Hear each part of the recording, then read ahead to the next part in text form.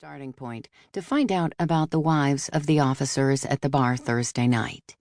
The thrift shop wasn't open to the public today, but there was always work to be done.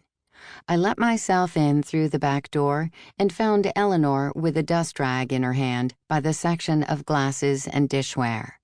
Her hair was pulled back in a low ponytail. "Do you have another dust cloth?" I asked. "I can help." "There's a whole bucketful right there." Eleanor pointed to a bucket near the book section. It also held a spray bottle of glass cleaner. The shelves were a jumble of dishes, all different types of glasses, from water to champagne to kids' juice cups. Usually it looked more organized. "What happened?"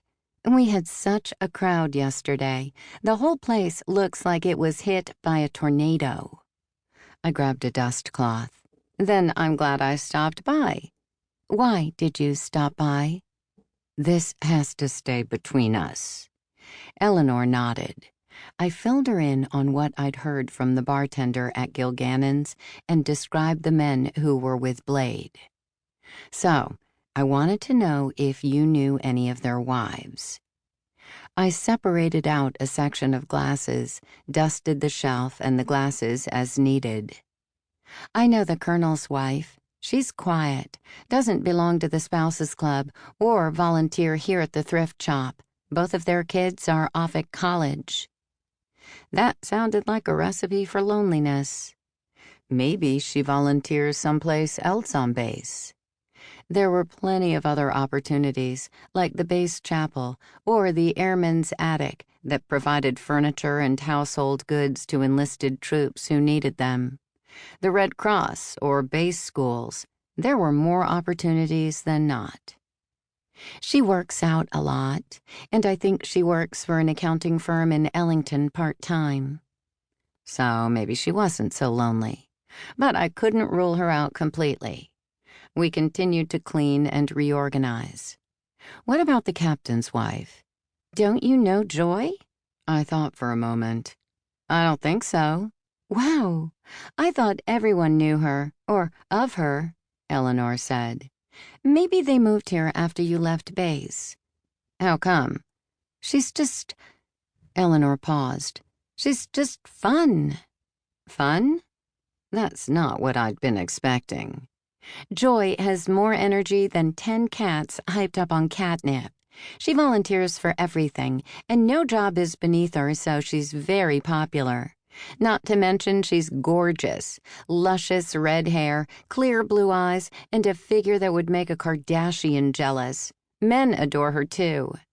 "Know anything about her marriage?" "She seems to love her husband," Eleanor said. "Talks about him in glowing terms and wears a locket with his picture and one of his dog tags around her neck every single day. She says it's her good luck charm. It's so lively when she volunteers here. I'm surprised you haven't run into her." "She doesn't sound familiar." She didn't seem like a woman who would be vulnerable to a man like Major Blade. Maybe she's overcompensating for something that was lacking in her marriage. I moved around another set of glasses. "What about the Butterbar's wife? She seems nice, but maybe a little on the nervous side." "How so?" I asked. "She just seems like she wants to do the right thing. I always see her watching the higher-ranking wives at events and then imitating them." "How?" "She'll show up at the next thing in similar clothes or jewelry or makeup." "She must not have a lot of confidence." "No, and I think she's pretty young. The Butterbar is just out of college, and I think she's still working on her degree." "That means she could still be in her early 20s.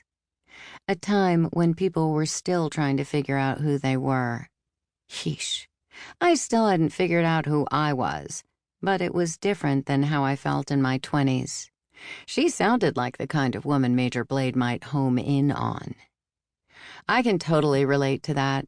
I felt the same way when CJ and I were first married. Military life was so different, and I was always afraid I'd offend someone and hurt his career.